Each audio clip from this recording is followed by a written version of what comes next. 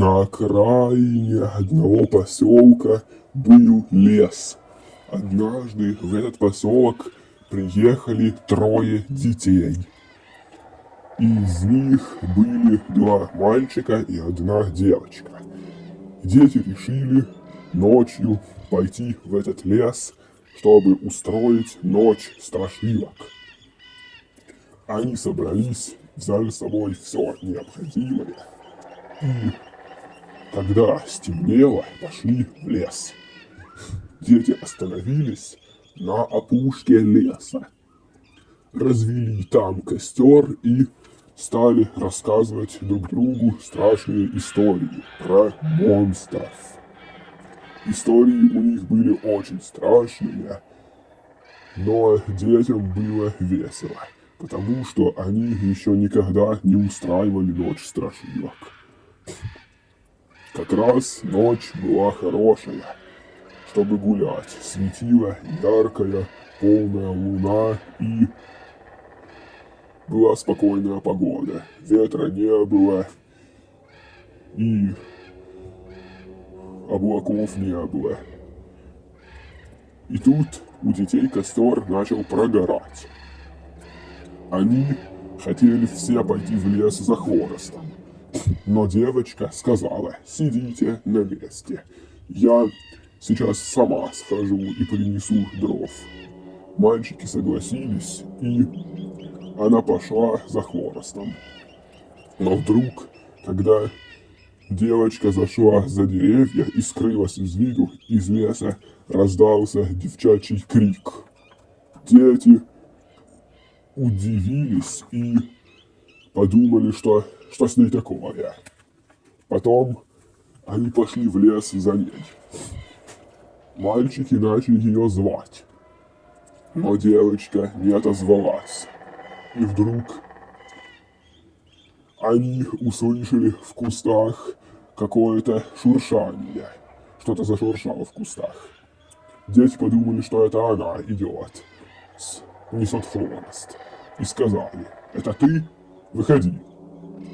Но вдруг после из-за кустов показалась чья-то тень. Мальчики подумали, что девочка их разыгрывает. И сказали: выходи, мы тебя не боимся. И потом из кустов показались 2 огромные красные светящиеся точки, а за ними раздалось рычание. Дети очень испугались и побледнели от страха. Потом, когда рычание прервалось, мальчики услышали звук падения. Они посветили фонарями на кусты и увидели ту самую девочку, которая с ней гуляла. И она была убитая, и ее тело было полностью искусано и изодрано. Увидев эту ужасную картину, мальчики пустились бежать. Бежали они отчаянно и сейчас могли бы обогнать чемпиона мира по бегу. Но вдруг дети услышали, что из кустов кто-то выскочил и побежал за ними. От страха мальчики даже не оглянулись назад, а просто бежали вперед по лесу без оглядки. Пока они бежали, они только слышали у себя за спиной рычание и чей-то вой. И тут, по неведомой причине, один мальчик внезапно закричал и упал на землю. Второй хотел помочь ему встать, но вдруг он увидел, что у мальчика, который упал, на ноге не стало ступни.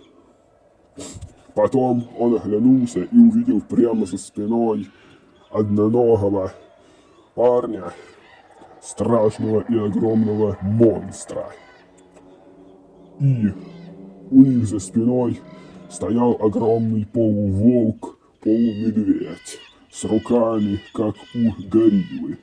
Это был самый настоящий оборотень. Или, проще говоря, вервилопс. И он прямо на глазах проглатывал откусанную ступню мальчика. Ростом монстр был приблизительно 2 метра и 30 сантиметров. Второй мальчик, сразу ни о чем не думая, побежал дальше, побледнее от страха. Тем временем Вервилопс подошел к мальчику, который лежал на земле без ноги, и его сразу загрыз. Но после сразу же побежал и за последним тоже, чтобы никто из детей не узнал о его существовании. Мальчик уже отбежал довольно далеко, но вдруг он услышал рык оборотня, и после к нему подбежал сзади этот же Вервульф, так как он был очень быстрым, и монстр мгновенно схватил последнего парня зубами за бок и повалил на землю. Но чудовище не защемило кожу мальчика, а схватило его лишь за одежду. Монстр тут же порвал ему кофту своими зубами. Мальчик хотел быстро встать на ноги, но оборотень сразу подпрыгнул на него и навалился на мальчика всем весом. Он хотел, точнее, мальчик последний хотел оттолкнуть этого чудовища от себя и тут же ударил Вервульфа кулаком в морду, но Вервольф от его удара ничего не ощутил. И парень его оттолкнуть от себя не смог, потому что оборотень был намного больше мальчика и сильнее. И в этот момент Вервилопс щелкнул зубами и хотел схватить его за горло. Но парень прикрыл шею рукой, и монстр схватил его зубами за руку, а после ударил лапой по груди. Несмотря на сильную боль, мальчик потянулся второй рукой к земле и дотянулся сам, того не зная, до сухой палки. Ни о чем не думая, он взял ее и ударил Вервилопса по морде. И, к счастью, палка была осиновая. А вампиры и оборотни боятся осины.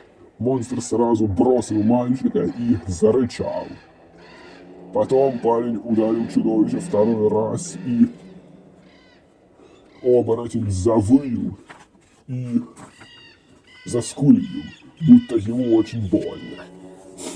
Потом мальчик снова замахнулся на этого монстра, и тот быстро в этот момент начал отступать назад, а после Вервилопс сам убежал от парня в кусты.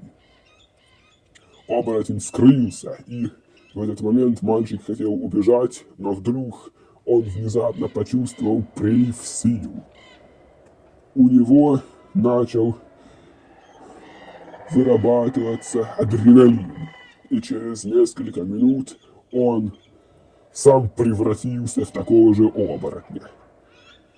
Это произошло от того, что Вервульф укусил его за руку, и поэтому мальчик заразился от него и сам стал оборотнем.